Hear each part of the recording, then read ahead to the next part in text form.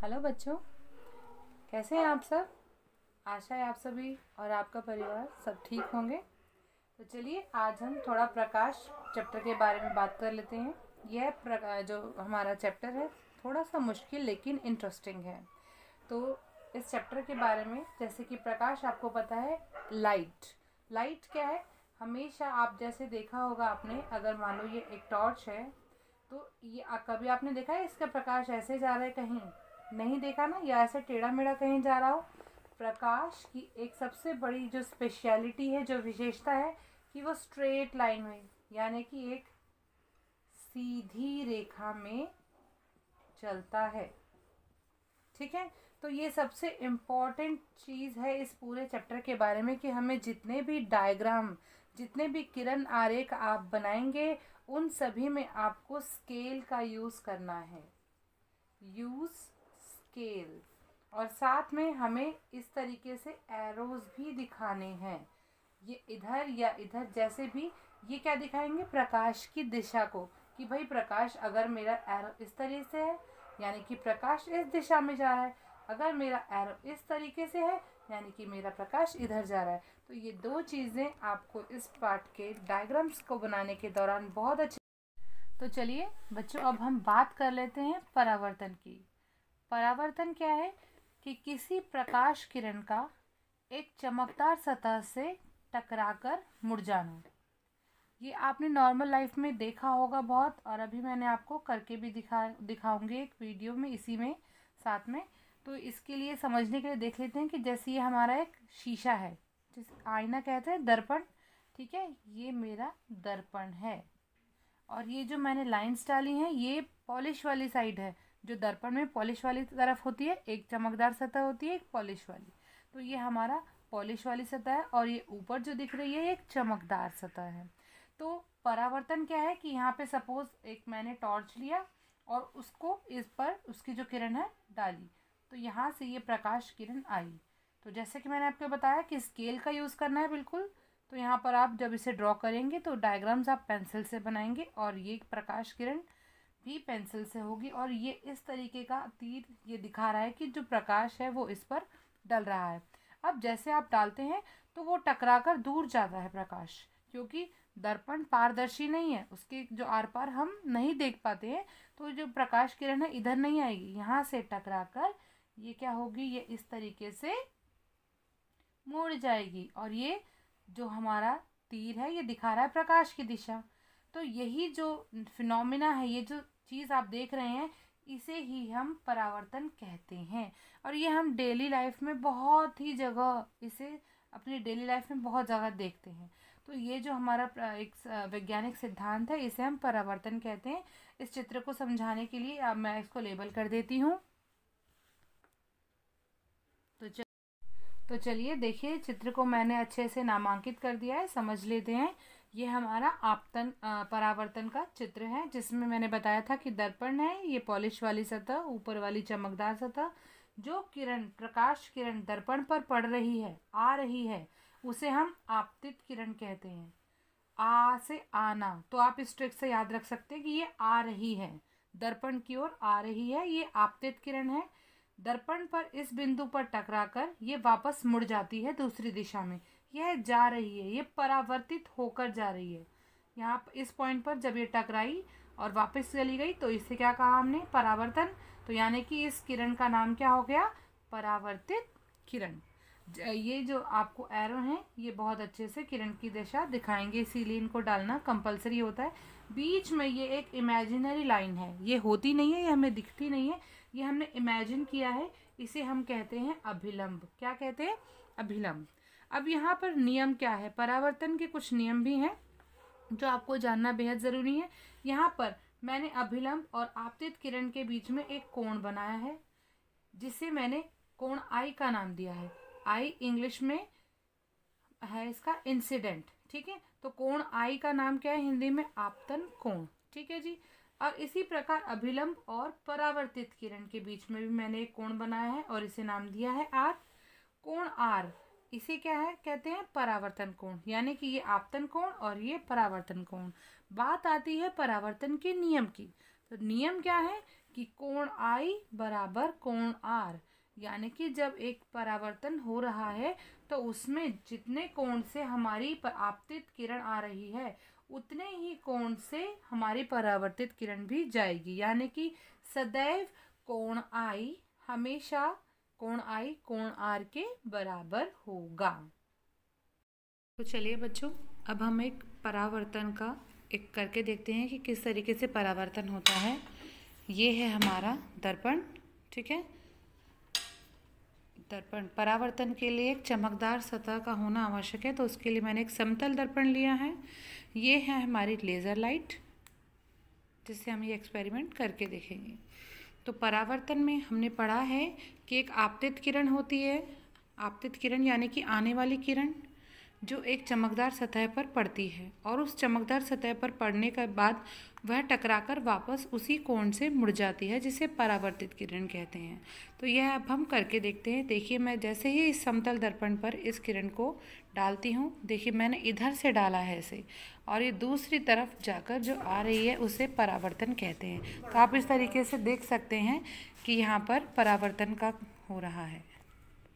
आप देख लीजिए कि मैं इस तरीके से समतल दर्पण पर किरण डाल रही हूँ। जो लेज़र से निकल रही है वह है आपतित किरण, जो दर्पण पर टकराकर दूसरी दिशा में जा रही है वह है परावर्तित किरण, ठीक है। तो आप देख लीजिए, जैसे मैं इनके कोण बदलती हूँ, आपतित किरण का जो कोण बदल रहा है उसी के अनुसार हमारा परावर्तित का कोण भी बदल रहा है। आशा है आपको नज़र आ रहा होगा, क्योंकि इसके लिए प्रॉपर अंधेरा चाहिए, जो अभी पॉसिबल नहीं हो पा रहा है, लेकिन कोशिश है कि आपको दिखे। तो यह है हमारा परावर्तन, आप देख पा रहे हैं। समतल दर्पण से टकराकर प्रकाश की किरण का मुड़ना परावर्तन कहलाता है। यह है हमारा समतल दर्पण। आप देख सकते हैं, बहुत ही क्लियरली नज़र आ रहा है। प्रकाश की किरण आ रही है, टकरा कर के मुड़ रही है। तो बच्चों, आज हम प्रकाश पाठ के बारे में कुछ बातें जानेंगे।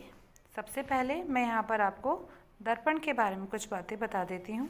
दर्पण बेसिकली एक कांच का टुकड़ा होता है, जिसमें एक तरफ आप इस तरीके से पॉलिश देख सकते हैं, यानी कि हम इसे आर पार नहीं देख सकते हैं। इसमें एक तरफ पॉलिश होती है और एक सतह चमकदार होती है। जो दर्पण होता है वह 3 प्रकार का है, और वह 3 प्रकार अपनी तली के आधार पर है। और ये 3 प्रकार हैं: समतल दर्पण, उत्तल दर्पण और अवतल दर्पण। तो हमारा जो समतल दर्पण है, इसकी सतह बिल्कुल, देखिए आप, बिल्कुल प्लेन है, समतल है, इसीलिए इसका नाम समतल है। बिल्कुल प्लेन है इसकी तली। ये जो उत्तल है, इसकी तली इस तरीके से उठी हुई होती है। ये जो लाइन वाली साइड है, ये हमारी पॉलिश वाली साइड होती है, ये वाली साइड। तो अगर मैं इसे इस तरीके से रखूं तो ये दर्पण हमारा इस तरीके से होगा। इसकी जो तली है ऊपर की ओर उठी हुई होती है। तो ये हमारा उत्तल दर्पण है।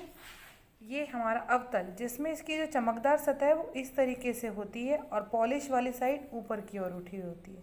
तो अगर आप इसे टच करेंगे तो आप देख सकेंगे कि ये इस तरीके से हमारा दर्पण है। तो ये हमारे 3 दर्पण, जो हम इस पाठ में बार बार इन शब्दों का प्रयोग करेंगे, तो आप सभी को ये पता होने चाहिए कि ये किस प्रकार दिखते हैं। तो बच्चों, अब हम बात करेंगे प्रतिबिंब की, जो बार बार ये वर्ड हमारा इस पाठ में प्रयोग हो रहा है। इसे इंग्लिश में इमेज कहते हैं और हिंदी में प्रतिबिंब। प्रतिबिंब यानी कि मैं नॉर्मल अगर भाषा में कहूँ तो परछाई, ठीक है। तो जैसे कि हम अपने आप को आईने में देखते हैं, तो जो आईने में हमें नज़र आ रहा है वो हमारा प्रतिबिंब है, ठीक है। यहाँ पर इस पाठ में आपको 2 शब्द सुनाई देंगे, एक तो वस्तु और उसका प्रतिबिंब, ठीक है। वस्तु क्या, जिसको हम आईने में या दर्पण में या लेंस में देख रहे हैं, और प्रतिबिंब जो हमें उसका दिखाई दे रहा है दर्पण के अंदर या लेंस से आर पार, ठीक है। तो यहाँ पर ये 2 शब्द बार बार आप प्रयोग करेंगे। तो आपको सबसे पहले प्रतिबिंब के बारे में पता होना चाहिए, कब बनता है, क्या है ये।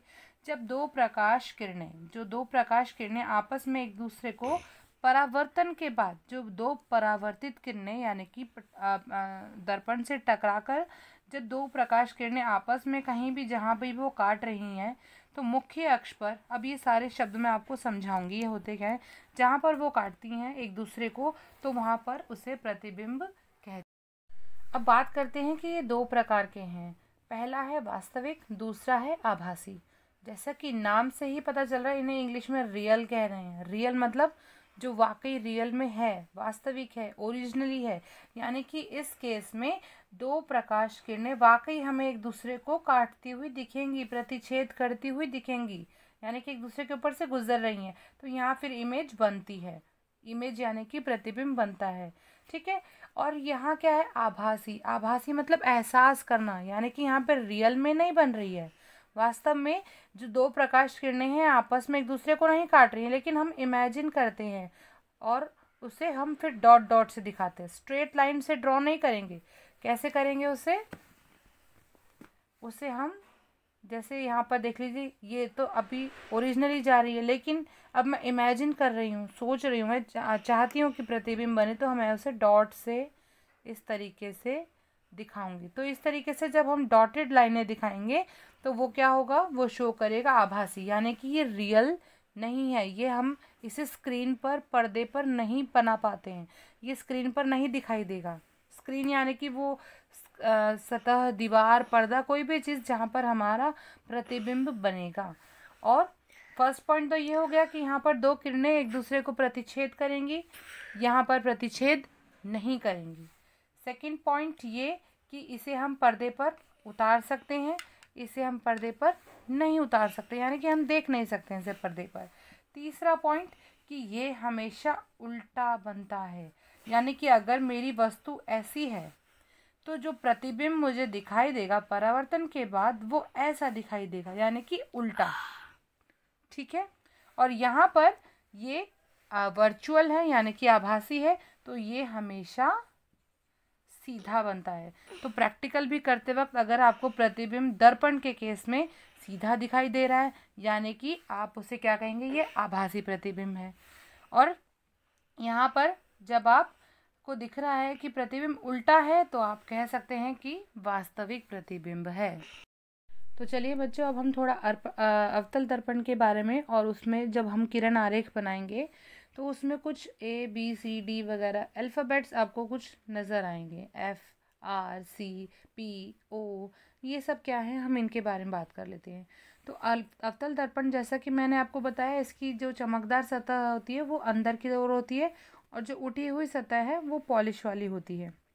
तो अवतल दर्पण को हम इस तरीके से ड्रॉ करते हैं। तो अब यहाँ देख लीजिए, जब हम किरण आरेख बनाएंगे तो कुछ हम शब्द देखेंगे। यहाँ पर मैं इसके बीचों बीच एक लाइन इस तरीके से ड्रॉ कर रही हूँ। ये सभी चीज़ें आप स्केल से बनाएंगे। ठीक है बच्चा। तो ये बीचों बीच जब मैंने इस लाइन को ड्रॉ किया है, इस लाइन को मैंने नाम दिया है मुख्य अक्ष। इसे क्या कहते हैं हम, मुख्य अक्ष। इसी सतह पर हमारी वस्तु रखी जाएगी, जितनी भी दूरियां हैं वो सभी यहीं इसी लाइन से नापी जाएंगी। ठीक है। अब बात करते हैं, एक हमारा जो ये दर्पण है ये एक सर्कल का आधा हिस्सा है। तो सपोज अगर मैं इस सर्कल को कंप्लीट करती हूँ डॉटेड लाइन से, क्योंकि मैं इमेजिन कर रही हूँ ये कंप्लीट हो गया है, तो एक सर्कल बन गया, एक वृत्त बन गया है। तो हर एक वृत्त का एक केंद्र भी होता है, तो लगभग अंदाजे से ये इसका क्या हुआ, केंद्र हुआ। केंद्र यानी कि सेंटर। तो इसे मैं C नाम दूंगी। क्या नाम दूंगी, C। C होता है हमारा वक्रता केंद्र। ठीक है जी, ये हो गया वक्रता केंद्र। फिर यहाँ पर इसे हम क्या कहते हैं, ध्रुव। ध्रुव यानी कि पोल। तो इस पॉइंट को मैं नाम दूंगी P। ठीक है जी, P हो गया ध्रुव। उसके बाद अब देखिए P और C के बीच की दूरी, यानी कि ये दूरी, ये डिस्टेंस, ये हो गई है त्रिज्या। जैसा कि आप मैथ्स में पढ़ते हैं, त्रिज्या को क्या कहते हैं इंग्लिश में, रेडियस। तो ये जो P और C के बीच की दूरी है इसे मैं लिखूंगी R से। R यानी कि त्रिज्या, वक्रता त्रिज्या।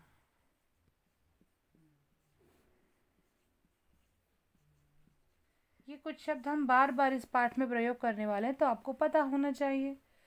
ठीक है जी। अब यहाँ पर एक बिंदु यहाँ इस तरीके से सपोज यहाँ डाल दिया, इसे कह दिया इन्होंने एफ। एफ यानी कि फोकस। हर एक दर्पण का एक लेंस की एक दूरी होती है जहाँ पे हमें बिल्कुल साफ वस्तु, उसका प्रतिबिंब बिल्कुल साफ दिखाई देते हैं, उसे क्या कहते हैं? फोकस कहते हैं। तो ये जो एफ मैंने बड़ा एफ डाला है, इसे कहते हैं फोकस। क्या कहते हैं? फोकस, इस बिंदु को। और इस बिंदु और पी के बीच की दूरी यानी कि ये वाला जो डिस्टेंस है एफ और पी के बीच का, इसे हम छोटे एफ से, स्मॉल एफ से लिखेंगे, स्मॉल एफ।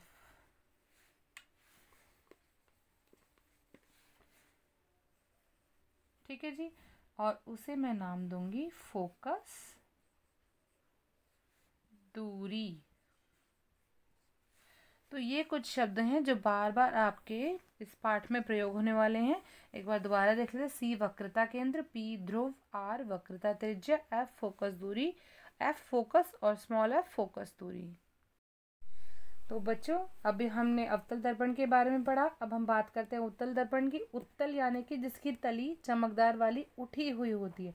तो ये जो ऊपर वाली सतह है तो वो क्या है? इसकी चमकदार सतह। और जो ये लाइनें हैं ये यानी कि पॉलिश वाली लाइन है। अब इसमें देख लीजिए, जैसे कि मैंने सेंटर में ऑलरेडी लाइन डाली हुई है, ये क्या है? हमारा मुख्य अक्ष है।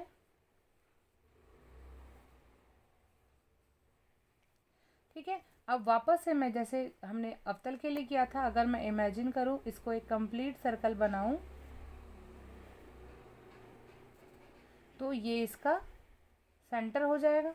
ध्यान देना, अवतल में जो अवतल ऐसे था, अवतल में जो केंद्र वगैरह जो भी सारी चीज़ें थी वो इधर की तरफ थी, लेफ्ट हैंड साइड। और जब हम उत्तल की बात करते हैं तो जब हम इसका सर्कल कंप्लीट करेंगे तो वो दर्पण के राइट हैंड साइड आती हैं। ये चीज़ें बहुत ध्यान देने लायक हैं, क्योंकि अभी हम जब नेक्स्ट टॉपिक करेंगे तो उसमें ये बातें हमें बहुत इम्पोर्टेंट हैं। तो यहाँ पर हमने इसका देखा, सी क्या हो गया? इसका ये सी वक्रता केंद्र, यहाँ पर ये आ गया इसका पी यानी कि ध्रुव। फिर यहाँ जो इसकी आर है यानी कि ये दूरी, केंद्र और वृत्त के यहाँ पर इसको क्या कहते हैं? वक्रता त्रिज्या। तो इसे मैं आर से लिख दूंगी। बात हुई एफ की, तो इसका एफ भी यहाँ पर कर दिया। मान लीजिए ये एफ है, तो ये दूरी जो हो गई इसकी फोकस दूरी हो गई, इसे छोटे एफ से दिखा दिया। तो यहाँ ये सारी चीज़ें आप उत्तल दर्पण के बारे में भी करेंगे। तो चलिए बच्चों, अब हम किरण आरेख बनाने के दौरान जो कुछ नियम हैं उनकी बात कर लेते हैं। तो पहले हम बात करेंगे अवतल दर्पण के बारे में। पहला नियम, जैसा कि मेरे पास आपकी वर्कशीट भी है, वर्कशीट में ये कुछ चित्र आपको दिए गए हैं। ये इस पाठ की सबसे पहली वर्कशीट है, वर्कशीट नंबर 54। ठीक है, तो आप सभी के पास होगी ये, और किताब भी है, तो आप उससे देख लीजिएगा। जैसा कि आपको यहाँ पर ये दिख रहा है, ये पहला डायग्राम। ठीक है, मैं इसी डायग्राम को ड्रॉ करूँगी। अभी नहीं समझ में आ रहा है आपको इसमें, लेकिन अभी आप देखिएगा किस तरीके से ये होगा। तो ये हमारा अवतल दर्पण है। इसमें सबसे पहला नियम क्या कहता है कि यदि कोई प्रकाश किरण मुख्य अक्ष ये है, मुख्य अक्ष के समानांतर आती है, तो परावर्तित होने के बाद वो टकरा कर फोकस से जाएगी। कहाँ से जाएगी? फोकस से। तो सबसे पहले मुझे यहाँ पर हमने अभी जो पढ़ा है सी के बारे में, आर के बारे में, एफ के बारे में, तो अभी आप बताइए कि इसका एफ किधर होगा, इधर या इधर? बिल्कुल, देखिए जैसे मैंने क्या ट्रिक बताई थी कि इसको एक कंप्लीट सर्कल मान लेते हैं। तो कंप्लीट सर्कल करने के लिए आगे की तरफ ड्रॉ करना पड़ेगा, यानी कि इसका सब कुछ आर सी एफ सब कुछ किधर होगा? लेफ्ट हैंड साइड की ओर होगा। तो सपोज़ ये इसका यहाँ इस तरीके से सर्कल बनाए, तो सपोज़ ये सी हो जाएगा यहाँ। ठीक है, तो इधर ही कहीं इसका एफ होगा। अभी मुझे नहीं पता एफ कहाँ होगा, वो डिसाइड कैसे करेंगे? नियम क्या कह रहा है कि यदि कोई प्रकाश किरण, सपोज यहाँ से कोई प्रकाश किरण आ रही है और वो मुख्य अक्ष के समानांतर है, तो ड्रॉ करते हैं। और ये सभी जो लाइनें हैं आप स्केल से बनाएंगे। अभी मैं रफली बना रही हूँ क्योंकि मैं इस पर स्केल यूज़ नहीं कर सकती हूँ। सॉरी, मैं ध्यान अच्छे से बनाती हूँ, 1 मिनट। तो देखिए यहाँ पर ये एक प्रकाश किरण मैंने मुख्य अक्ष के समानांतर बना दी है। अब जैसे कि मैंने बोला कि एरो डालना बहुत कंपलसरी है, तो यहाँ पर मैं इस तरीके से एरो डाल दूंगी। ये एरो क्या दिखा रहा है कि प्रकाश किरण इस तरीके से आई। अब हमने पढ़ा है परावर्तन होगा, यानी कि जब प्रकाश किरण चमकदार सतह पर पड़ेगी तो वह टकराकर मुड़ जाएगी। अब वो मुड़ेगी, अब इधर क्रॉस नहीं कर सकती क्योंकि हमारा जो ये दर्पण है ये पारदर्शी नहीं है, प्रकाश किरण इसके आर पार नहीं जाएगी, टकराकर मुड़ जाएगी। तो ये मुड़कर यहाँ से इस तरीके से सपोज ऐसे निकल गई है। ठीक है, ये एरो मैंने बना दिया। ठीक, अब नियम क्या कह रहा है, बार बार ध्यान से सुनिए क्योंकि यही आपको नियम उत्तल में भी यही सेम नियम रहेगा कि जब कोई प्रकाश किरण, ये है प्रकाश किरण, ये है मुख्य अक्ष। ठीक है, मैं यहाँ लिख भी देती हूँ मुख्य अक्ष। जब कोई प्रकाश किरण मुख्य अक्ष के समानांतर होती है तो वह दर्पण से जब टकरा कर जाएगी तो वह फोकस से गुजरते हुए जाएगी। तो मुख्य अक्ष पर जिस बिंदु को काटेगी, जिस बिंदु पर मुख्य अक्ष को काटेगी वह उसका फोकस होगा। तो भाई हमारे मुख्य अक्ष पर कहाँ काट रही है, वो यहाँ काट रही है, ये कहीं यहाँ काट रही है, तो इसका मतलब ये क्या हो गया, इसका फोकस हो गया। समझ में आया आपको? ठीक है जी। क्या है कि जब कोई प्रकाश किरण मुख्य अक्ष के समानांतर जो होती है वो अगर दर्पण से परावर्तित होकर जाएगी तो वो मुख्य अक्ष को उसके फोकस पर काटेगी। क्लियर? Very good. अब बात करते हैं सेकंड नियम की। मैं एक बार ड्रॉ कर लेती हूँ। देखिए सेकंड नियम क्या है, सेकंड नियम बिल्कुल इसका उल्टा।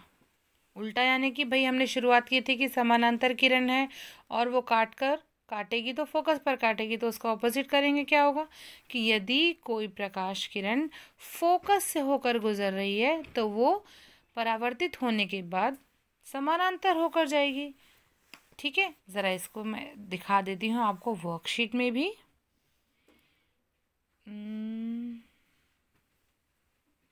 यहाँ पर ये रहा, देखिए ये समानांतर, ठीक है, और टकराने के बाद यानी कि परावर्तन होने के बाद फोकस से। अब देखिए इसे कैसे ड्रॉ करेंगे। यहाँ पर मैं पहले से इमेजिन कर लेती हूँ कि ये इसका फोकस है। ठीक है जी, ये क्या है, इसका फोकस है। अब देखिए क्या नियम क्या है, यदि कोई प्रकाश किरण फोकस से होकर जा रही है, परावर्तित होने के बाद समानांतर होकर जाएगी। तो देखिए मैं इसको ड्रॉ कर लेती हूँ कि प्रकाश किरण आ रही थी, वो फोकस से होकर गुजरी, जब दर्पण से टकराई तो टकराने के बाद वो मुख्य अक्ष के समानांतर हो गई, तो टकराकर मुख्य अक्ष के समानांतर। दोनों ही नियम सेम है, बस एक दूसरे के विपरीत हैं। पहले प्रकाश किरण जो आ रही थी वो समानांतर थी, फिर वो टकराकर फोकस से गुजरी। यहाँ पर क्या है, प्रकाश किरण फोकस से होकर गुजर रही थी, परावर्तित होने के बाद टकराने के बाद वो मुख्य अक्ष के समानांतर हो गई।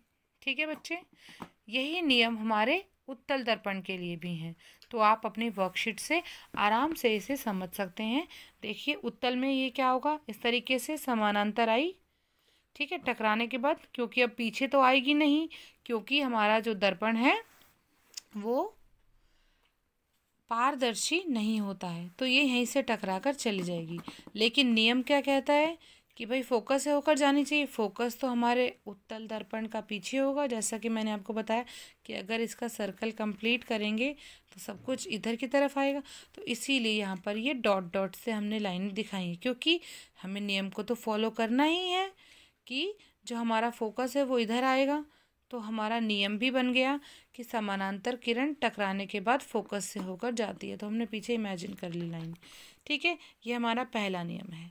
दूसरा नियम देख लीजिए, मैं यहीं पर वर्कशीट में ही समझा देती हूँ आपको कि अगर कोई प्रकाश किरण सी से होकर जा रही है, देखिए इस तरीके से सी से होकर गुजर रही थी, सी यानी कि वक्रता केंद्र सी से होकर गुजर रही थी, तो टकराने के बाद वो उसी लाइन से, उसी कोण से जाएगी। तो आप देख लीजिए यहाँ पहले एरो आने का है और यहाँ एरो जाने का है।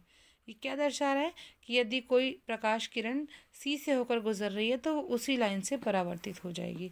सेम चीज़ हमारे कन्वेक्स यानी कि उत्तल लेंस के लिए भी है कि सी से होकर जाएगी तो सी से ही वापस मुड़ जाएगी। ठीक है जी।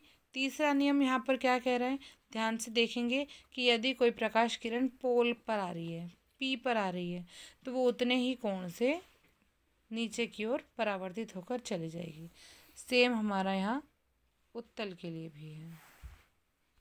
बच्चों, अब हम करने जा रहे हैं अवतल दर्पण के द्वारा बनने वाले विभिन्न प्रतिबिंब। उसके लिए मैं आपको एक टेबल दिखाना चाहूँगी जो आपकी बुक से ही है। ये टेबल बहुत इम्पॉर्टेंट है क्योंकि इसमें आपको ये 6 पॉइंट्स, ये 6 पोजीशंस दिख रही हैं कि हमारा जो वस्तु है, प्रतिबिंब है, वो कहाँ पर रखा हुआ है। तो वस्तु यहाँ पर रखी हुई है, प्रतिबिंब कहाँ बनेगा, प्रतिबिंब कैसा बनेगा, प्रतिबिंब की प्रकृति कैसी होगी, ये सभी बहुत इम्पॉर्टेंट है, आपको आना चाहिए। अब बात यह है कि कैसे आए। इतना सब हम रट तो सकते नहीं हैं, लेकिन रटने की ज़रूरत नहीं है क्योंकि अब मैं समझा रही हूँ कि कैसे करना है। अब मैं बात कर रही हूँ केस 1 की। तो केस 1 में हम देख लेते हैं वस्तु कहाँ है। वस्तु यानी कि बिंब कहाँ पर है, अनंत पर। अब यहाँ अनंत क्या होता है, अनंत का मतलब है कोई भी वो जगह जो हमारे मुख्य अक्ष से बाहर हो। यानी कि ये मेरा मुख्य अक्ष यहाँ से लेके यहाँ तक है, तो इसके बाहर वस्तु रखी, यानी कहीं दूर रखी हुई है, तो मैं उसे क्या कह दूंगी, अनंत। तो हम पहला केस कर रहे हैं जहाँ पर वस्तु रखी है अनंत पर। ठीक है, तो अनंत। ठीक है जी। तो हमने पहला नियम क्या पढ़ा था अभी, कि यदि प्रकाश किरण समानांतर होकर जा रही है तो टकराने के बाद फोकस से आकर गुजरेगी। ठीक है जी। तो हम यहाँ पर प्रकाश किरण बना देते हैं। ये आ गया हमारा एरो, और परावर्तन के बाद, टकराने के बाद वो फोकस है, यानी कि जहाँ उसने उसे अब मुख्य अक्ष को काटा वो पॉइंट बन गया मेरा फोकस। ये गुजर गई है। अब लेकिन मुझे तो प्रतिबिंब बनाना है। ठीक है, एक प्रकाश किरण से प्रतिबिंब नहीं बनता है। प्रतिबिंब बनने के लिए कम से कम 2 या 2 से अधिक प्रकाश परावर्तित किरणों का आपस में टकराना ज़रूरी होता है। इसीलिए मुझे एक प्रकाश किरण और ड्रॉ करनी पड़ेगी। तो अब मैं उसे नीचे की ओर से कर देती हूँ। ठीक है, नियम यही वाले नियम के अकॉर्डिंग कि यदि समानांतर पे, समानांतर नीचे से भी आ सकती है, तो ये समानांतर प्रकाश किरण आई और दर्पण से टकराकर फोकस से गुजर गई। मैं ड्रॉ कर देती हूँ एक बार। ये देखिए, मैं एरो और डाल देती हूँ। एरो क्या दिखा रहे हैं, प्रकाश किरण की दिशा। तो ये आई, टकराने के बाद ये बाहर की ओर इस तरह से निकल गई, और जहाँ से गुजरी वो उसका फोकस हो गया। तो आप देख लीजिए कि ये क्या हो गया, इस दर्पण का फोकस हो गया। अब प्रतिबिंब कहाँ बनता है, जहाँ 2 परावर्तित प्रकाश किरणें एक दूसरे को काटती हैं। तो एक किरण ये है जो यहाँ से गुजर रही, और एक किरण ये, दोनों आपस में कहाँ काट रही हैं, यहाँ। यानी कि प्रतिबिंब कहाँ बनेगा, मुख्य अक्ष पर, इस जगह। ठीक है, और मुख्य अक्ष पर ही है ये, यानी कि इसका साइज भी क्या है, बिंदु साइज है, बहुत छोटा साइज है। ठीक है जी। और ये वाकई हो रहा है, मैंने कोई डॉटेड लाइन नहीं बनाई। तो ये सभी, ये कैसा प्रतिबिंब होगा, वास्तविक होगा। ठीक है, तो यहाँ इस डायग्राम से मुझे 2 चीज़ें समझ में आ रही हैं कि जो प्रतिबिंब है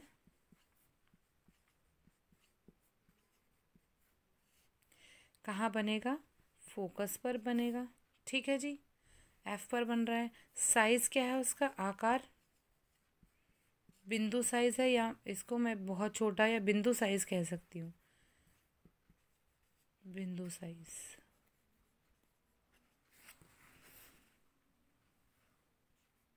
ठीक है, कैसा है, वास्तविक है, बिल्कुल ये रियल में बना है, ओरिजिनली बना है, मैंने कोई डॉटेड लाइन नहीं की, कोई इमेजिन नहीं किया है। तो कैसा है ये, वास्तविक है। कैसा है, आई थिंक स्पेलिंग ठीक नहीं है, वास्तविक। आई एम सॉरी, मेरी हिंदी थोड़ी सी वीक है। वास्तविक। और साथ में ही मैंने आपको बताया था कि वास्तविक जो प्रतिबिंब होते हैं वो हमेशा उल्टे होते हैं। तो मैं ये कह सकती हूँ, भले ही बिंदु साइज है, मुझे नहीं अभी नज़र आ रहा उल्टा या सीधा, बट आई नो कि वास्तविक हमेशा उल्टे होते हैं। तो ये चीज़ें मैंने इस डायग्राम से निकाली हैं। चलिए मैच करते हैं हम अपनी टेबल से, जो हमने ऑलरेडी अभी देखी थी। ठीक है, अब देखते हैं प्रतिबिंब कहाँ बन रहा है। मेरे अकॉर्डिंग बन रहा है एफ पर। बुक में कहाँ है, अनंत पर हमारी वस्तु थी, प्रतिबिंब कहाँ बना, फोकस एफ पर। ठीक है जी। प्रतिबिंब का आकार अत्यधिक छोटा, यानी कि बहुत छोटा, मैंने बिंदु साइज लिखा है, बहुत छोटा है, ठीक है। प्रतिबिंब की प्रकृति वास्तविक तथा उल्टा, वास्तविक और उल्टा, ठीक है। तो इस तरीके से ये 6 के 6 केस बहुत इम्पॉर्टेंट है। अलग अलग स्थिति पर हमारी वस्तुएं रखी हैं। एक सेकंड केस मैं आपको समझा देती हूँ, बाकी बहुत सिंपल केसेस हैं, वही जो हमने नियम अभी पढ़े वही नियम फॉलो होंगे। सेकंड केस देखिए कि वस्तु कहाँ रखी है, शीशे पर, ठीक है। तो यहाँ एक बार मैं इसको ड्रॉ कर देती हूँ। तो ये देखिए, ये फिर से अवतल दर्पण है। अगर मैं इमेजिन करूँगी, सर्कल कंप्लीट करूँगी, तो कहीं यहाँ पर इसका केंद्र आएगा, तो ये हो गया सी, ठीक है जी। सेकंड केस क्या है हमारा, सी से परे वस्तु, यानी कि जो मेरी वस्तु है वो सी के परे होनी चाहिए। तो मैंने अपनी वस्तु को इमेजिन किया कि मैंने अपनी वस्तु को यहाँ रख दिया है।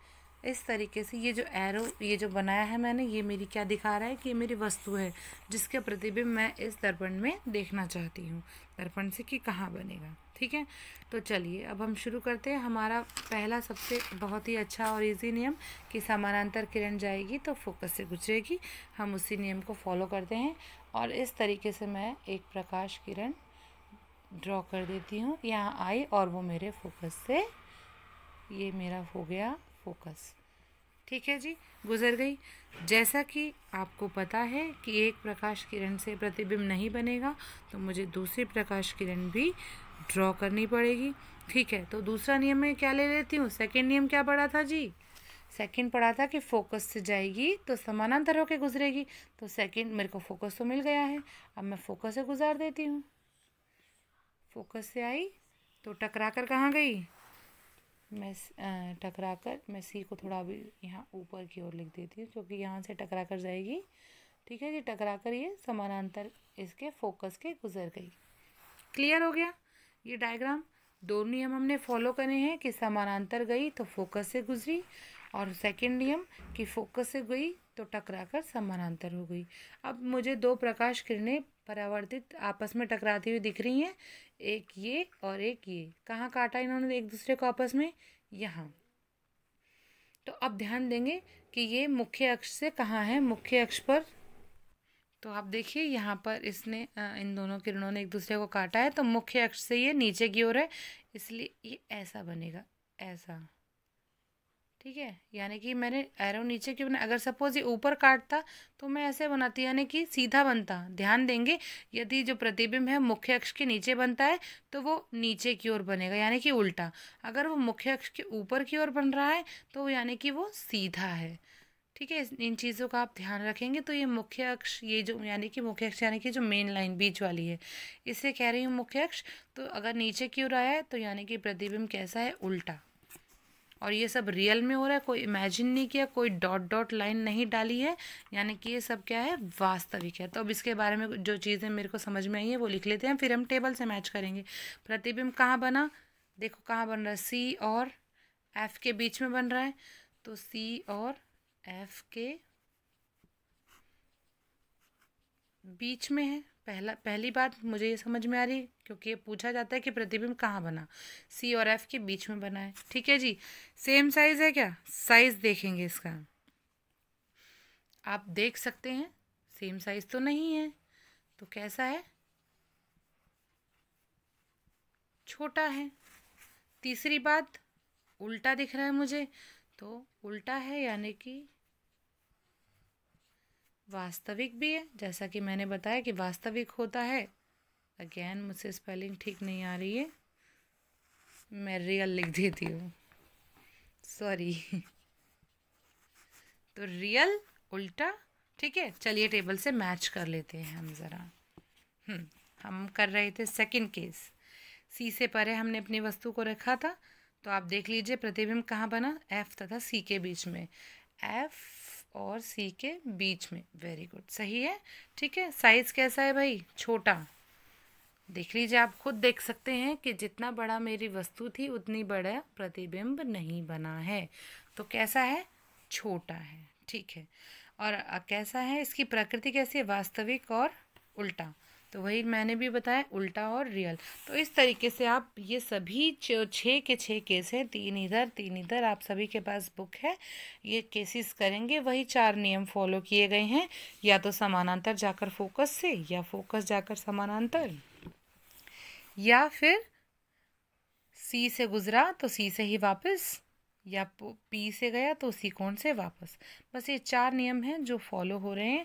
आप सभी बच्चे इस पाठ को बहुत अच्छे से करेंगे। आशा है आप सभी को समझ में आया होगा। कोई क्वेरी हो तो आप सभी मुझसे पूछ सकते हैं। Okay bye bye.